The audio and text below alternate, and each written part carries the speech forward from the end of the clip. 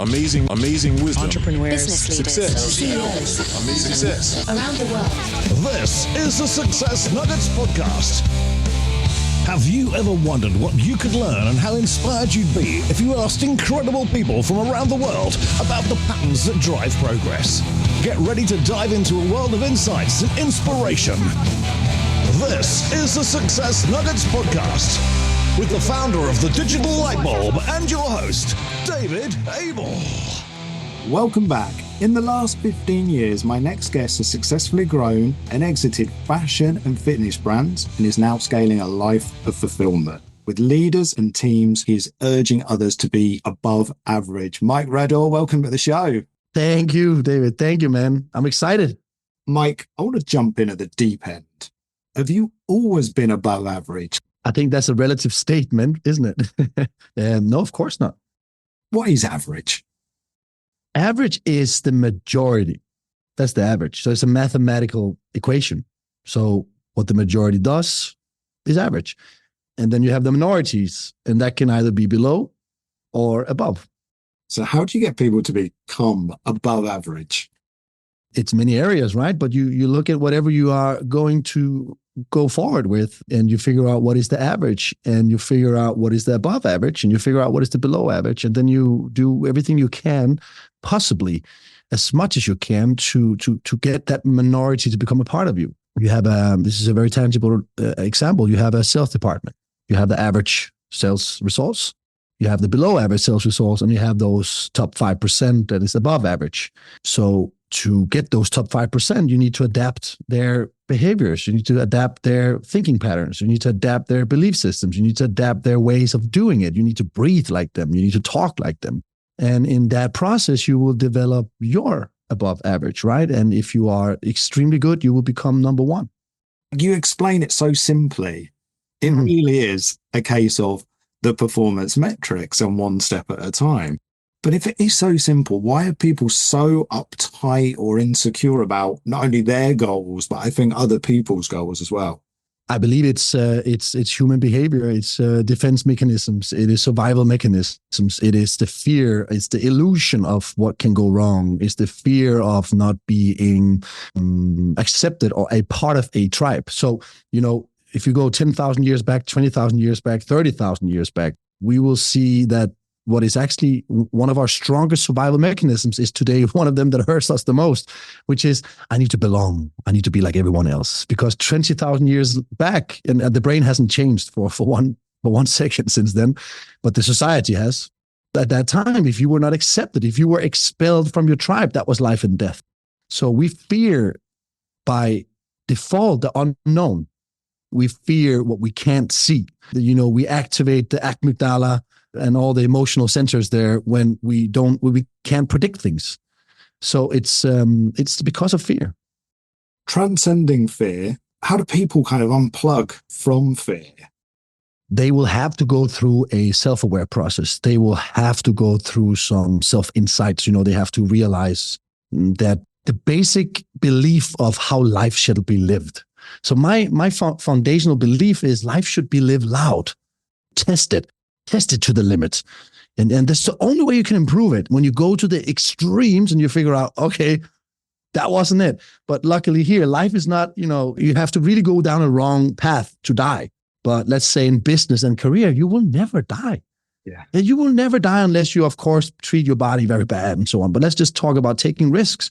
You will never die. You can lose your money. They can take away your money. They can take away your house, take away everything you might be emotional attached to, but they can't never take away your brain. Never. Only you can allow yourself to lose your brain in toxic environment and so on. So I think it's a basic belief system that will, or a mindset shift, a perspective change that can make people really grow into above average. And I believe there is a process for that, which is what I wrote about in my book, Above Average. I love to think, because I've got 2 children, it's going to be harder for me to spin as many plates. Can everybody get above average? Do men and women see it differently from who you meet as well? Yeah, I will counter question you. Is there anyone out there with families, well-functioning families, full of love, full of harmony, full of peace, full of understanding that are above average? Yes or no? Absolutely, yes. So that's possible. Yeah.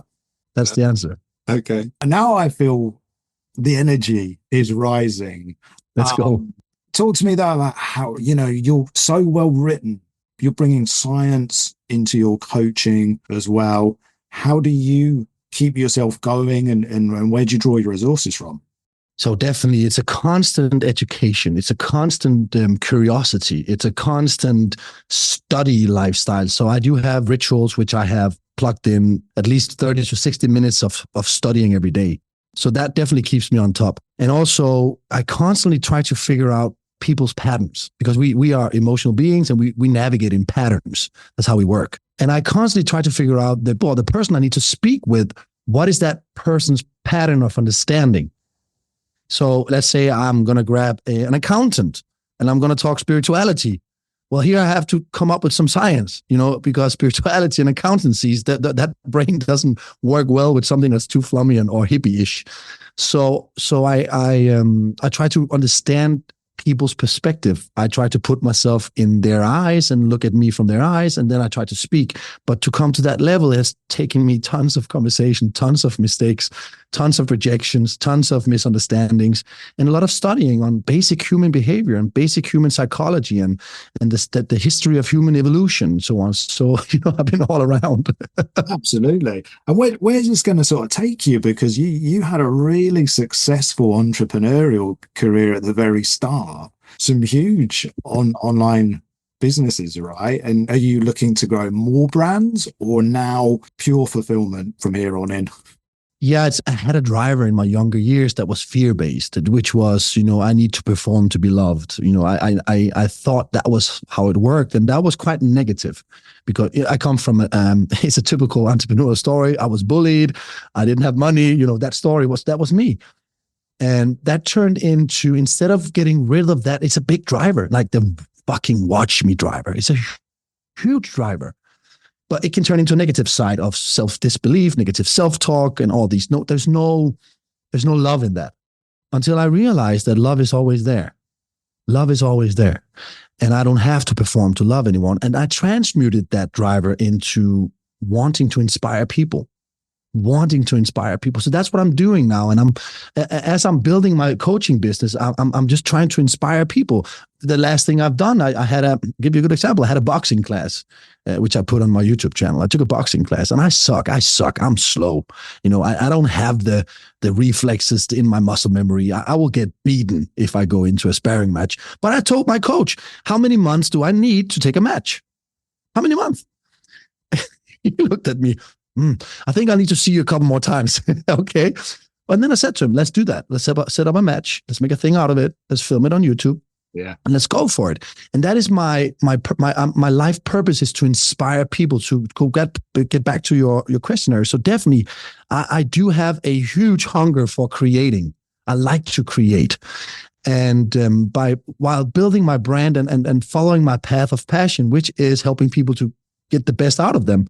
Of course, I'd love to engage in companies and be, involved in companies where I can make a difference. But right now, it's more important for me to inspire as many people in the world, and I can only do that by inspiring myself. Only. I love that, Mike. I think it's wonderful to see other people's dreams come true as well. And for anyone out there who is scared to start, who doesn't know where to begin. It's all possible. Mike, where can people find you if they want to get on board? They can find me on Instagram, Mike Radoor. They can find me on YouTube, Mike Radoor. They can find me on LinkedIn, Mike Radoor. I don't believe my TikTok is up and running yet. I don't have a super big team right now, but on all social medias, within 2 years, they'll find me. But those three is definitely my main channels where I post content very, very often. Cool, guys. Go look Mike up. And the show is with One Golden Nugget, and you're a co-author coming up soon in a new book with Mr. Joe Foster. That's right. Okay. When's that book coming out? I believe we aiming for this year. So hopefully in end of November, I believe. But it's written, it's done. Yeah. Published very soon. Okay. And for the listeners out there, what's the book about? It's a book about co-authors telling our story from, survive to thrive. So it's this, warrior fighter stories where we all came from nothing, or we went through all this shit, and we took that shit into a great fundament to build a beautiful garden full of flowers, I believe. But it's life is like that. I believe life, you need to suffer in life. I believe that. And I don't believe that in a negative way. And suffering means you just have to push your limits. And that's what I'm doing constantly, which I'm doing right now. And people might look at me as successful, but I don't see myself as successful. I just see myself playing a game of life. And then you decide what that life should be about. And I honestly believe life is about love. Take care of, love everyone, show love and harmony to everyone. And the rest, what I do, is totally up to me. And I just like to challenge myself a lot. Stuff, Mike. Well, Mike, listen, we wish you all the way on your journey. Have you got a one golden nugget for life that you want to close the show on? Definitely. The one golden nugget is for you to become extremely aware of that your brain is totally reshapeable. Neuroplasticity, neuroscience has confirmed it. So what they talked about in The Secret, or what Bob Proctor talked about, or everyone we believe was spiritual weirdos, what they're talking about is real. So your brain is so reprogrammable. So you can reprogram your brain with the way you think, with the way you talk, and emphasize that a lot. So if you are a person right now and maybe you don't have confidence, that's because you speak to yourself in a way that doesn't give you confidence. So by changing your thoughts and the way you talk to yourself, you will change your belief systems. So you can become a totally new person within a matter of weeks, and that's doable. And I just want everyone to know that. Well, the energy in the studio today has been electric. Another incredible guest, another young thought leader of the future as well. Mike, thanks for coming in again, mate. Thank you so much for having me, and your amazing words about me. Yeah, thank you. You're welcome. And for everyone else, tune in. The Success Nugget continues. Join David and his incredible guests next time on the Success Nuggets podcast. And to find out more, visit onegoldennugget.com. Thank you for listening.